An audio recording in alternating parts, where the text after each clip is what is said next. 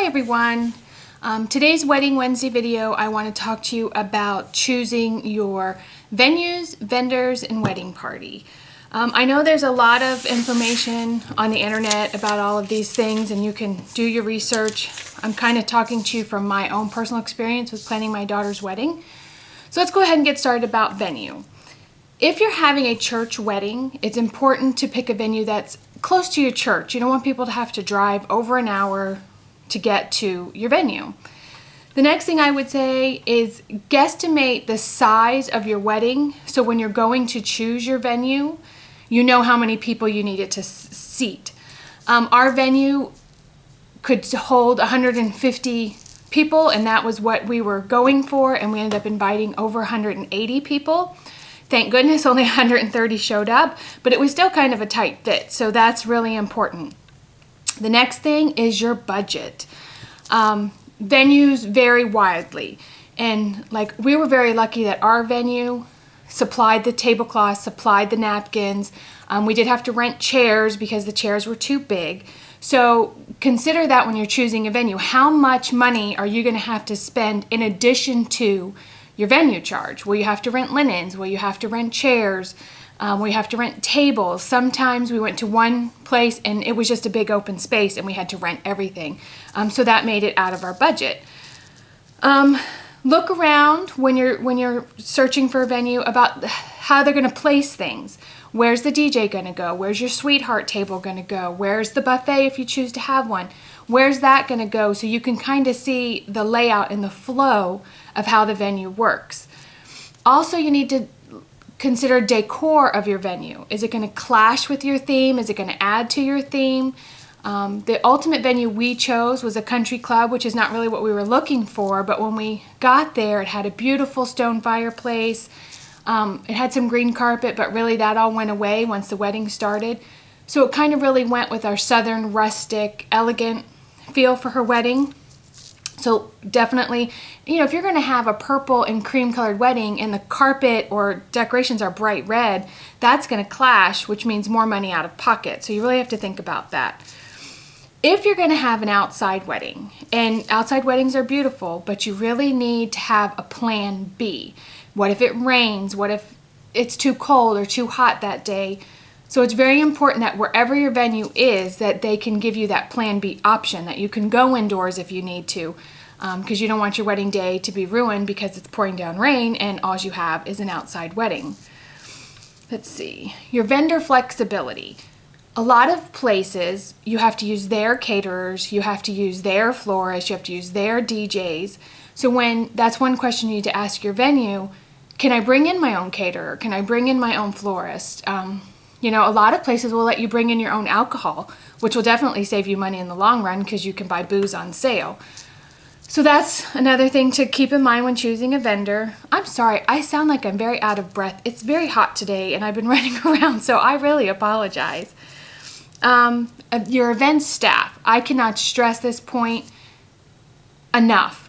The event where we had my daughter's wedding, the event staff was wonderful. The coordinator for the venue, she was fabulous. We had a great working rapport. She knew what she was doing. Everything was on task. When we went to meet with her, we were very comfortable with her. We just knew that everything was going to flow. We did go to meet some venues and the coordinator just didn't seem like they knew what they were doing. I mean, one showed up in cutoffs and a tank top, and I'm like, are you kidding me? This is professional? So you really have to have a working rapport with your event staff because they can make or break you. The waiters and waitresses at my daughter's wedding, they were up dancing and have a good time. We just enjoyed them.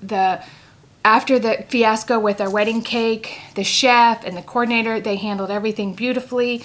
And that's really, really important to make the day run smoothly. So that's venue. Those are like the main things I can remember about venue. Our venue was great about letting us decorate outside, decorating in places that technically weren't wedding places. So ask that, can you decorate outside? We had a beautiful circular driveway and we were able to decorate with shepherd's hooks and lanterns. And so that's very, very important. The next thing I'm going to talk to you about is a florist. Florists can range in price. They're all over the place. When you meet with a florist, the most important thing to ask is, if you have a certain style, can they work within that style?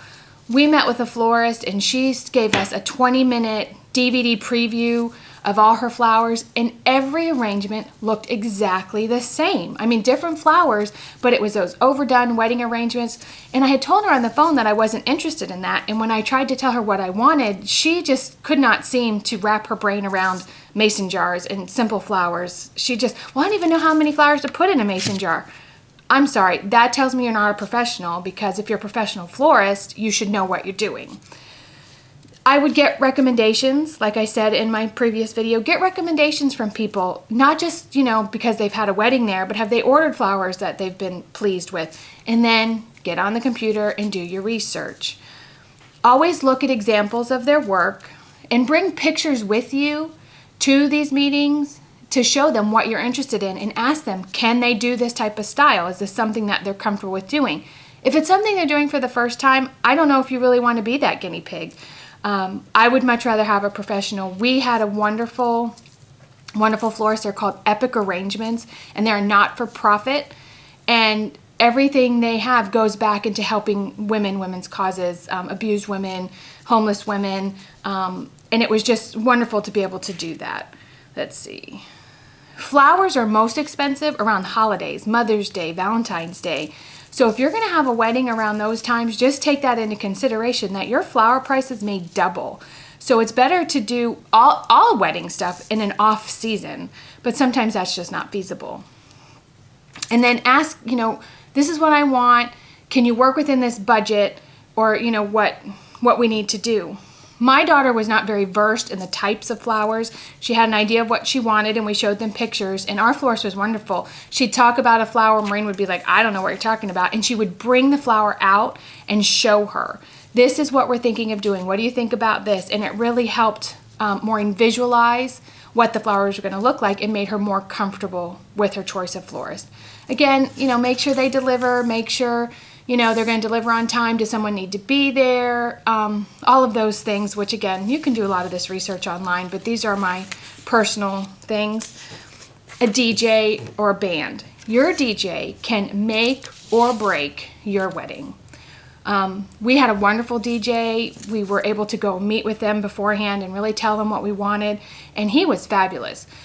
So again, get recommendations, do your research. If you can, ask if you can go see your DJ doing a wedding. You don't have to be a wedding guest, just kind of hang out in the background and see how well he does. Can they work within your budget? Are there any discounts they can give? We got a repeat customer discount, which was wonderful because we had used this DJ in the past. And can they play anything that you want? My wedding, which was 25 years ago, we had a band. And when we hired them, we said, do you play country music? Oh yes, we play country music. Well, 2 weeks beforehand, they couldn't play the songs that I wanted. And they were very rude. And 2 weeks out, what are you gonna do? You're kind of stuck. So you really need to know beforehand what style they play, what kind of DJ are they, and do they have internet access the day of your wedding? So if someone has a request, like our DJ could download it right there on the spot. It wasn't a problem. And he ended up staying, I don't know, an hour and a half after everyone was supposed to leave. The venue finally had to say, listen, dude, we got to get out of here. And he's just having a great time. So those are really important things. Make sure they're receptive to the style of wedding you want. Make sure they can play what you need, and go hear them and see them in action if possible. Now let's talk about the cake. This was the major fiasco of my daughter's wedding. And in her defense, the cake lady's defense, we did kind of wait to the last minute. I mean, I think it was like 2 months before the wedding when we finally decided we were going to get, fancy cake baker. I did a little research on this online because I didn't want it just to be my negativity. And they said you should start searching for a cake 3 to 6 months out from your wedding. Look at the pictures of work that the baker you're choosing has done in the past, and make sure it's what you're looking for. Is it the style you want? Is it fondant? Is it whipped cream? Is it buttercream? What do you want, and does she or he bake in that style? Then ask if you can get the information from any venues that they may have worked with. If I had done this, I think I would have had a different outcome. If you were to call our venue and asked them about the baker that we used, I'm sure she would tell you not to use this baker because they were so unprofessional, not only with me, but also with our venue. So call the venue. Have you worked with this baker before? What was your reaction? How did they do? I think that's important. Do your research on Wedding Wire, The Knot, any of those things that do local reviews from people who've used these people. Important, because I cannot tell you, this cake person really did a number on us, and I'm trying to get over it, but I'm having a little trouble. With all of your vendors, find out what their refund policy is. Can you get your deposits back if, God forbid, something were to happen and you couldn't have your wedding? What is their refund policy on your deposits? For the cake, make sure you go to a cake tasting. Make sure you like the taste of the cake. Make sure you like the fillings. Don't just let them choose, which that's kind of a no-brainer. You know that. Ask around to people if your baker has a good reputation. What do people think about this? And that goes with all your vendors, not just your cake baker. Let's see. I think I've covered everything. The most important thing with every vendor you choose is refund policy. Do you have a good working rapport? Do they seem to know what they're doing? Do you feel comfortable hiring them? After the fact, my daughter did say to me she didn't think the baker was the best, but we were in a time crunch and we had 2 very special cakes that we wanted, and she promised us the world. We had a Dodge pickup truck sculptured cake made for Maureen's husband David as a groom's cake because he loves his truck. And it was very important that this was right because this was our special gift to David. They wheeled it out. My daughter made a speech about how David's first love wasn't her and she wanted to honor his first love. And they wheeled out the Dodge cake to that song, There's Something About a Truck. And the cake was so disappointing that it just kind of ruined the moment. So just make sure you know the people you're working with. And again, refund policies. And it goes with everyone. I mean, I'm sure there's more vendors you're going to need. If you have a wedding planner, definitely you have to have a working rapport with your wedding planner. Luckily, I was my daughter's wedding planner, so we had a wonderful rapport. So basically, those are just some of my hints and tips about, we didn't talk about bridal party. I forgot about that. Be very careful who you choose in your bridal party. Just don't go on emotion and who you've known the longest. Yes, of course, you want your closest friends in your wedding. And especially if you're having a wedding where you're out of town or you're doing it all by yourself, you really need a maid of honor who's going to be there to help you. We were very lucky. I helped my daughter with all kinds of things. 2 of her bridesmaids were out of town, and she had a junior bridesmaid that was 9, I think, so not a lot of help coming from there. And you want to be able to have fun with your wedding party. You want to know that they love you and they care about you and they're willing to do what you need done. If they can't afford to be in your wedding party, you may not want to choose them because you cannot afford to pay for all of their expenses on top of your own wedding expenses. The one thing my daughter did say was she would have taken more time in choosing. She had a young man who she was very close friends with, who was going to be one of her man of honor, I guess, and he didn't even show up for the wedding. So that was very hurtful. So again, be very picky who you put in your bridal party. Don't put, your third cousin twice removed just because you need a body. Pick people you love, pick people who love you, and pick people who are going to help you along the way because wedding planning can be extremely stressful.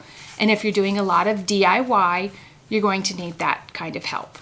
So again, these are just a few of my suggestions. If you found this video useful, please comment. If there's something you want answered that maybe I didn't answer here, if I can answer it for you, I certainly will. And I look forward to making more of these Wedding Wednesdays videos. Thanks for watching.